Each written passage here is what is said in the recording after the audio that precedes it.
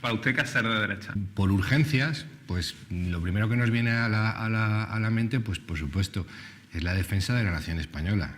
España es una nación, una única nación, y entendemos que es indivisible, como dice la Constitución, y además indisoluble. Por otro lado, bueno, pues defendemos lo que se da en llamar muchas veces pues determinados valores, bueno, pues tradicionales, y muchas veces se utiliza ese término de tradicionales pues como si fuera algo negativo. Para nosotros no es algo negativo, todo lo contrario, es algo que viene depurándose y que viene depositándose poco a poco a través de los siglos. Entonces, bueno, pues cuando hablamos de la familia natural, cuando hablamos pues del legado del humanismo cristiano, ¿no? Pues son cosas, digamos, que nosotros hemos visto y que hemos vivido, con las que hemos crecido y que pues queremos tener la oportunidad de poder trasladar a nuestros hijos.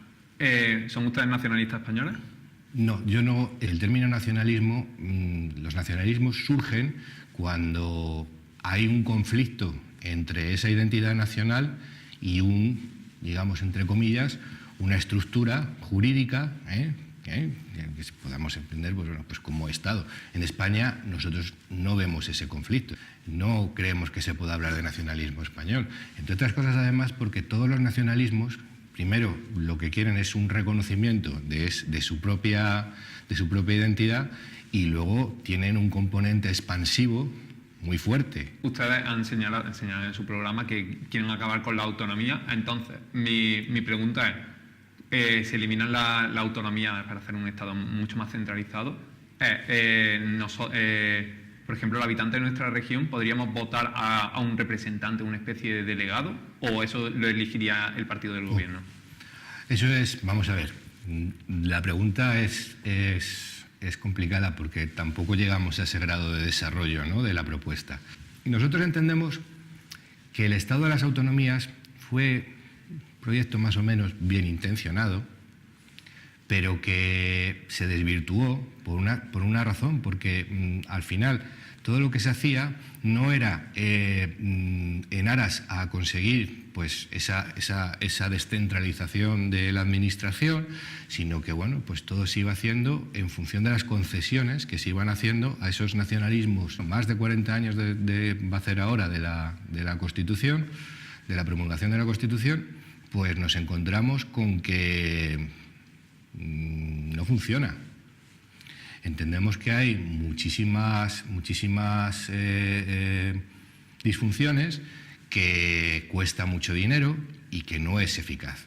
Nosotros creemos que no es que estemos en contra de la descentralización, hoy día eso nadie lo discutiría. Lo que pasa que lo que nosotros vemos que es totalmente innecesario, ineficaz y además muy costoso es mantener 17 parlamentos, mantener 17 estructuras de gobierno en cada comunidad, y todo lo que eso supone, ¿no?, en cuanto a administraciones paralelas, además al mal uso que se está haciendo de muchísimas instituciones, ¿no?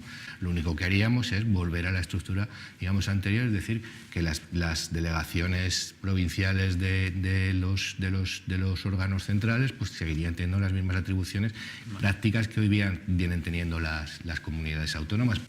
Ustedes proponen la ilegalización de partidos independentistas. ¿Qué pasaría con millones? Por ejemplo, en Cataluña hay 2 millones de personas que los votan. Pues que se encontrarían que no tienen una opción política a la que votar. No. Si para ellos eso es fundamental, pues es algo que puede ser razonable. Es decir, que una nación y un Estado pues se defiendan de aquellos que en un momento dado quieren destruirla, ¿no?, que quieren atentar contra la existencia de ese propio Estado. Eso podría, entendemos que tiene su lógica, pero más allá de todo esto, es que el problema es que hemos visto que la existencia de esos partidos, en lo que ha devenido es que al final, bueno, pues ha habido un golpe de Estado cierto y real en Cataluña, es decir, que se ha atentado contra la legalidad de una manera flagrante y se sigue atentando. Hay un desafío permanente. Entonces, si resulta que tenemos unos partidos políticos que, olvidándose de cualquier otro tipo de pretensión normal en un partido, de su ideología, en fin, pues todo lo que tengan que decir, su mensaje político respecto del día a día de los ciudadanos, todo eso lo obvian porque su único objetivo es la independencia de Cataluña o la independencia del País Vasco, aunque sea saltándose las normas, aunque sea saltándose las leyes, pues hombre, entendemos que evidentemente esos instrumentos, pues como un simple mecanismo de defensa, pues que deben de ser eliminados. ¿Podría explicar qué propone Vox en materia económica, por ejemplo, para reducir el paro, mejorar las condiciones laborales, y si eliminaría la reforma laboral del PP? Lo más entendible sería, bueno, pues decir que Vox es un partido muy liberal en lo económico, es decir, defendemos una administración austera, una administración que se cuide, una administración que no tenga un afán regulatorio ni intervencionista en la economía, que deje operar a los agentes de manera libre en el mercado. Y en ese sentido, bueno, pues somos partidarios de la reducción de impuestos, de todos los impuestos en general, en la medida que sea posible. Cambiando un poco de tercio, ¿prohibirían ustedes las puertas giratorias? Sí, por supuesto. ¿Y qué propone Vox para la lucha contra la corrupción en ese sentido? Que nos encontramos ahora mismo pues, con unos partidos políticos que, lejos de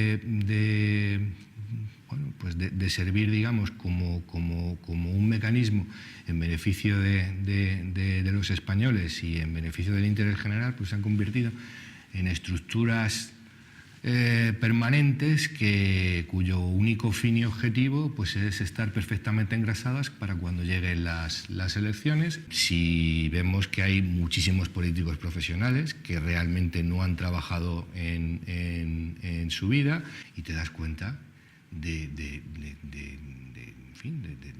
la mentira permanente a la que nos vienen sometiendo los partidos, pero todos, sin ningún tipo de limitación ni de adscripción, da igual que sean de derecha o de izquierda. El mensaje es todo falso. No hay detrás ni una verdadera voluntad política de gestión, ni siquiera hay una ideología, ni una idea, ni un contenido que cuadre el mensaje con la realidad.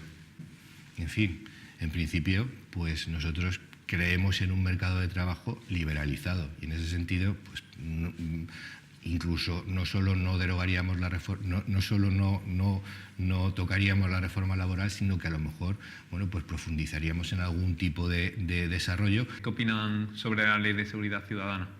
¿Qué haría Vox? ¿La mantendría? ¿La aumentaría?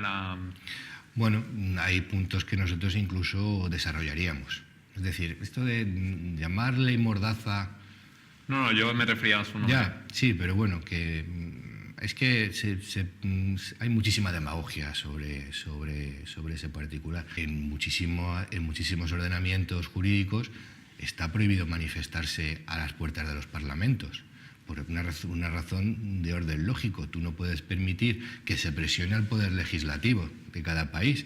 Esa democracia asamblearia, eso cuando se habla de democracia participativa, que es algo que suelen hacer, pues incluso ahora ya en el PSOE también, pero vamos, que básicamente pues Podemos, Izquierda Unida, da miedo porque realmente en eso se esconde un sentimiento antidemocrático bastante profundo. ¿Alguna propuesta para evitar el fraude fiscal que tiene España?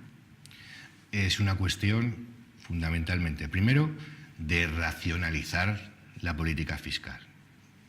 Simplemente por una cuestión de justicia, es decir, lo que no podemos tener es una política fiscal confiscatoria, en la que dediquemos un porcentaje mayor de lo que ganamos a pagar los impuestos que de lo que destinamos a Sí, nosotros eso mismos. lo he visto que ustedes, por ejemplo, proponen un tipo máximo de IRPF del 30%. Claro, que llega un momento en que tú lo que no puedes es... Ahora mismo estamos trabajando fácilmente, cualquier español, no hay que correr mucho, trabaja 1 de cada 4 días que trabaja son para pagar impuestos.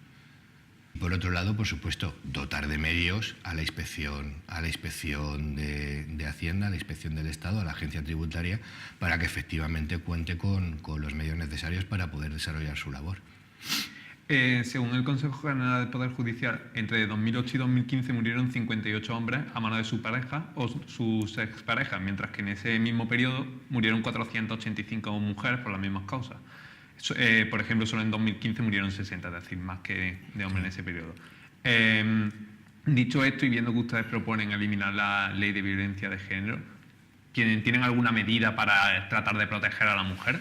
Nosotros pretendemos sustituir. Claro, eso es lo que yo entiendo. Sustituir la ley de violencia de género. Nosotros lo que queremos es sustituir esa ley por otra ley en la que se proteja a todos los integrantes de la familia. Y nosotros estamos en contra de la ley, de esta ley actual, por una sencilla razón, porque analizado su contenido, entendemos que conculca nuestra Constitución porque establece una serie de mecanismos que llevan implícita la destrucción de la presunción de inocencia. Sabemos positivamente que de las denuncias que se están partiendo son falsas.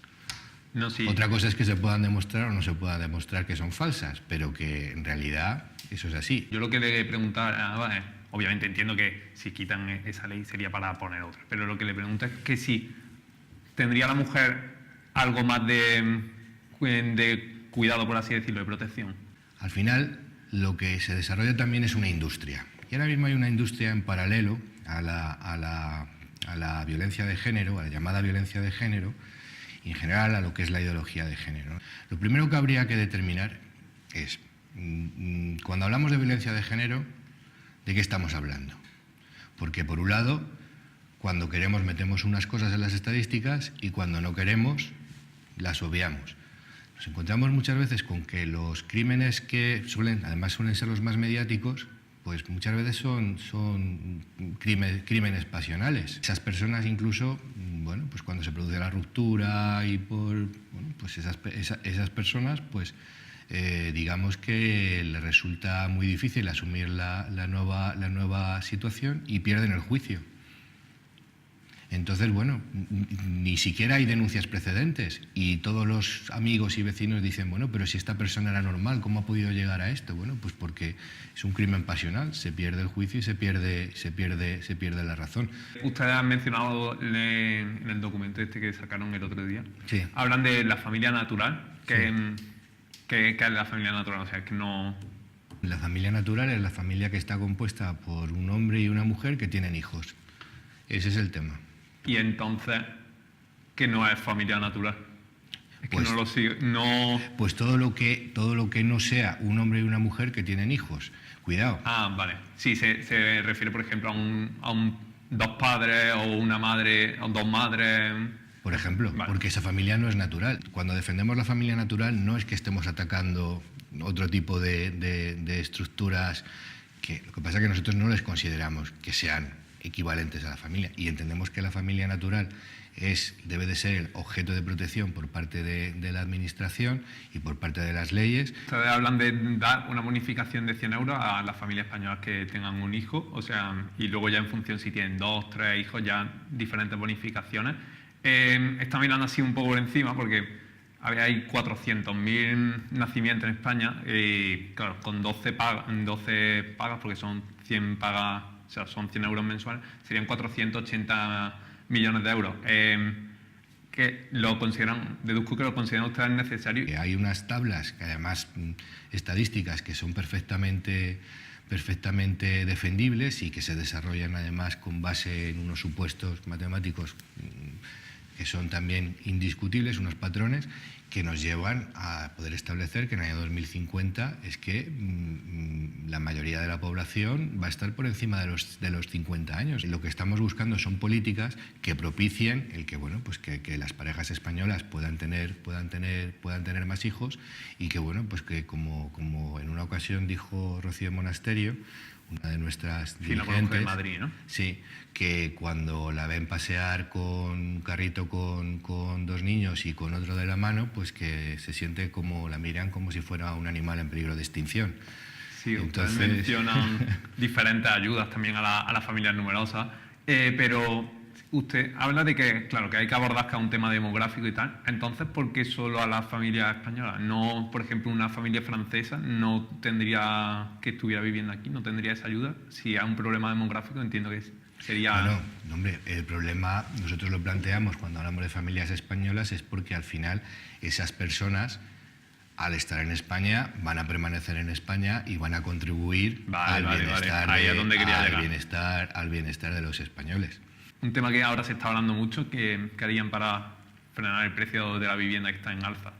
Y aquí, en ese sentido, lo que tenemos que ver es que muchas veces precisamente lo que hace que el precio de la vivienda sea exacerbado, que sea muy elevado, es que hay una carencia de suelo urbanizable, que hace que, bueno, pues que la oferta, por así decirlo, tenga un cierto poder sobre la demanda y no a la inversa.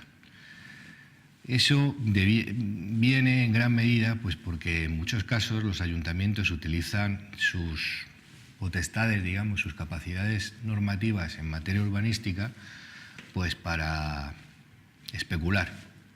Y si el propio ayuntamiento pues lo que hace es especular con el suelo y promover esas políticas especulativas, pues al final no basta con echarle la culpa a los promotores ni a los constructores, sino que es una cuestión que viene pues de la voluntad política de no poner freno a ese problema.